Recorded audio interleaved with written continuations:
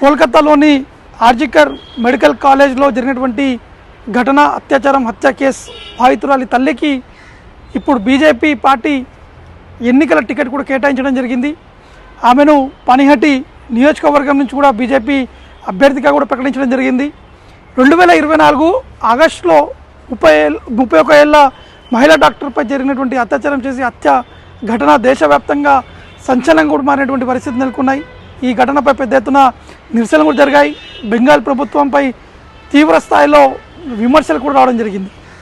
అయితే ఆమె తల్లి ఈరోజు నామినేషన్ దాఖలు చేసినటువంటి సందర్భాల్లో కొన్ని కీలకమైనటువంటి వ్యాఖ్యలు కూడా చేయడం జరిగింది. మమతా బెనర్జీ ప్రభుత్వంపై తీవ్రస్థాయిలో ఆరోపణలు చేస్తూ తన కుమార్తె కేసుకు సంబంధించినటువంటి ఆధారాలను నాశనం చేశారని చెప్పేసి కూడా ఆరోపణలు చేశారు. మహిళలకు రక్షణ కల్పించడంలో ప్రభుత్వం కూడా విఫలమైందంటున్నారు. తన కుమార్తె న్యాయం జరగాలంటే ప్రజలు బీజేపీకి అవకాశం ఇవ్వాలని చెప్పేసి కూడా తన తల్లి కూడా మీడియాతో మాట్లాడుతూ ఈ అంశంగా ప్రస్తావించడం జరిగింది. ఇక